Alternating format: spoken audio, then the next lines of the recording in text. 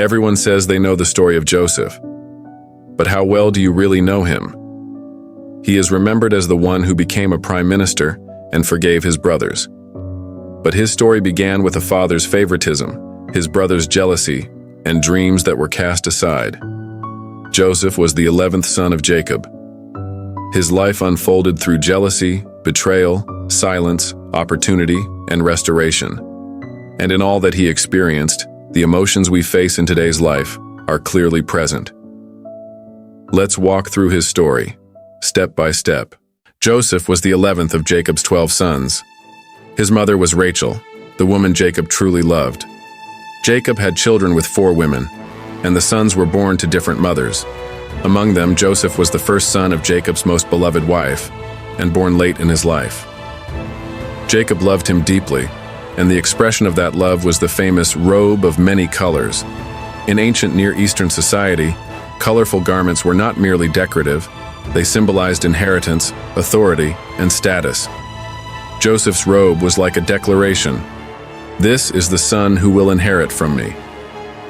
Wearing this robe, Joseph walked freely among his brothers, sometimes reporting their wrongdoings to their father, and even sharing his dreams that implied his brothers would bow before him. To them, Joseph was not just a favored younger brother, he was a threat to their future.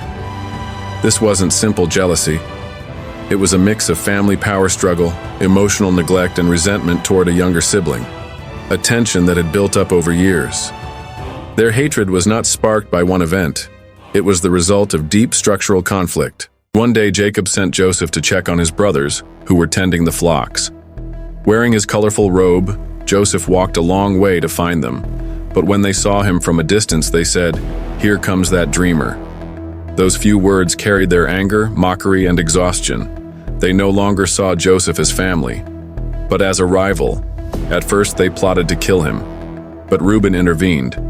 "Let's not shed his blood. Throw him into this cistern here in the wilderness." Reuben secretly hoped to rescue Joseph later. Soon after, a caravan of Ishmaelite traders passed by.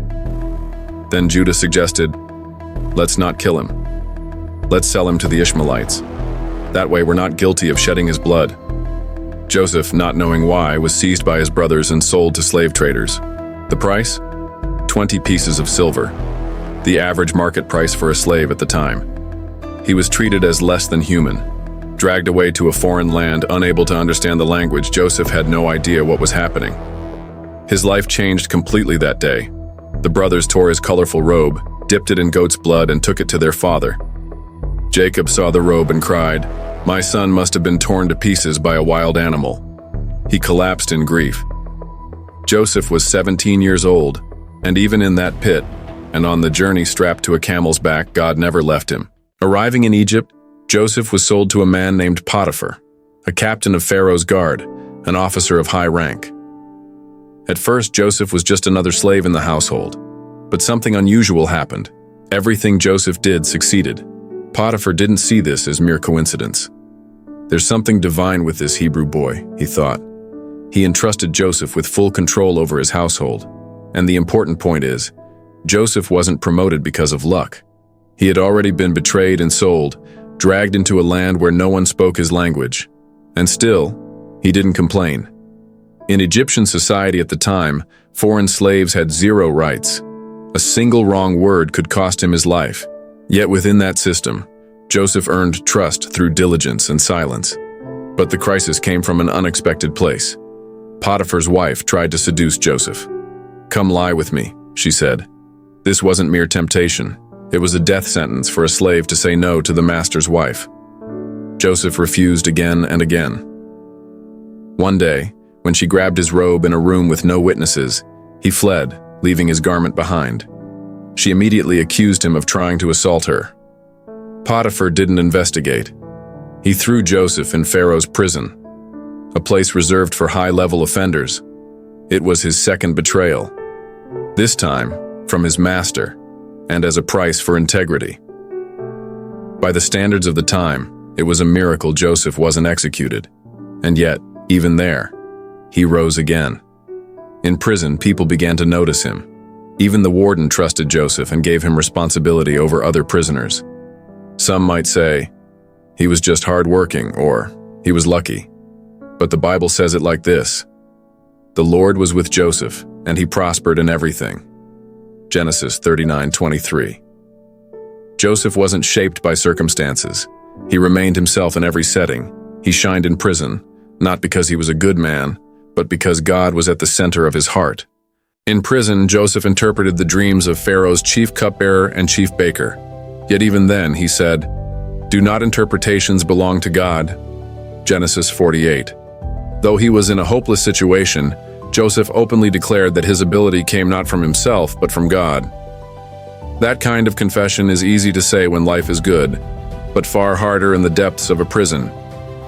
When the cupbearer was restored to his position, Joseph might have thought, "This is my chance to get out." But he was completely forgotten. 2 more years passed. We often use the word waiting lightly, but to Joseph, those 2 years were likely filled with silence, unanswered prayers, and the crushing weight of being erased from people's memory.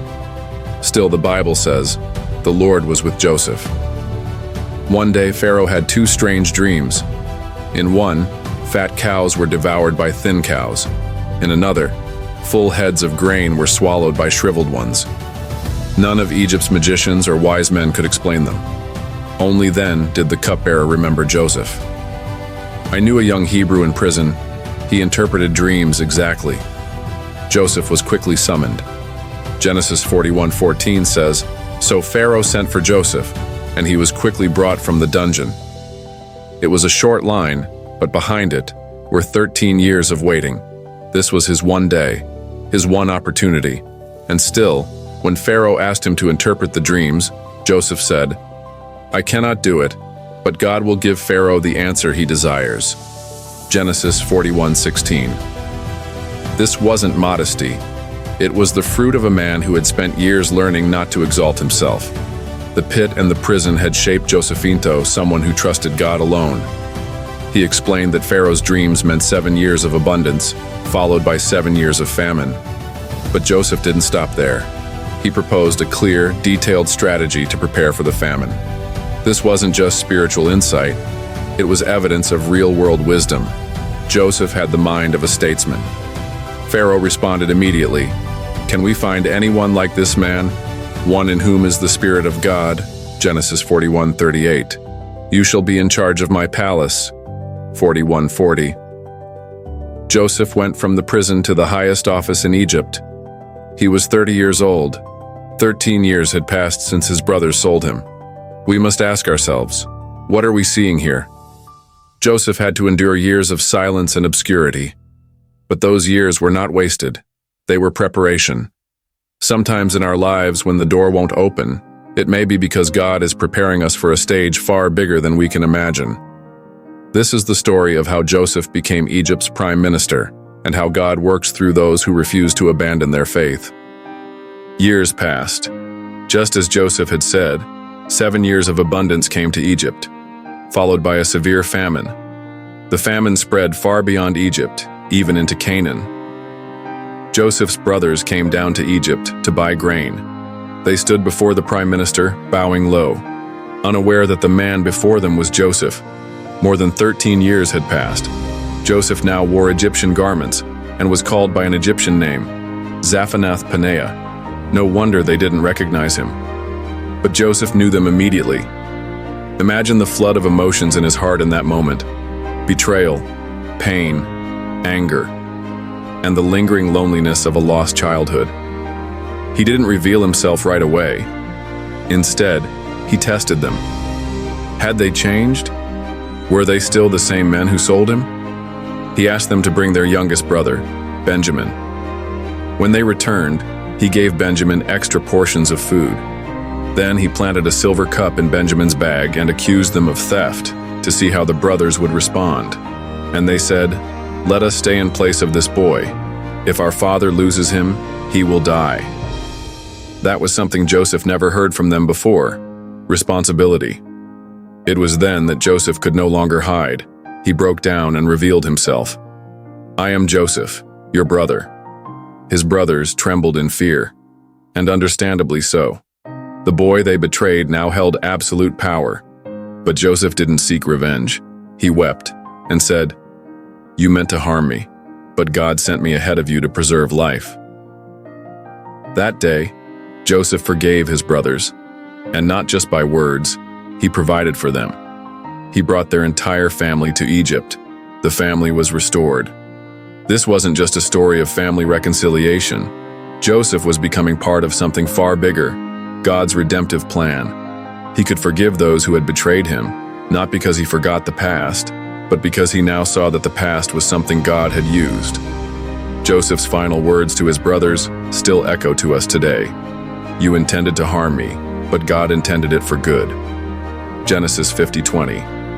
That one verse sums up his life, and perhaps all that God intends to say to those who walk with him through injustice. What we've heard is not just the story of someone who succeeded, it's the story of someone who fell and stood back up, of someone who learned meaning through waiting. Joseph did not become a ruler because he was special. He was betrayed by family, falsely accused, and imprisoned without explanation. Many of us ask, "Why is this happening to me?" When there is no answer, our faith wavers. We grow tired. But Joseph accepted that time as God's preparation. He didn't turn his injustice into bitterness. He interpreted the silence as God's voice. His life tells us this: God's plans may feel quiet and long, but they are never in vain.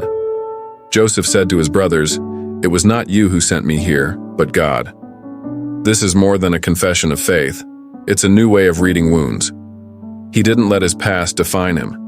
He didn't treat his pain as the conclusion of his story. He could do that because his eyes weren't fixed on himself, but on God. Are you walking through a season you don't understand? Joseph's life speaks to us. Even when unseen, even when forgotten, God is still at work. And when the time finally comes, you'll understand that all those moments were never just about you. They were always about revealing him.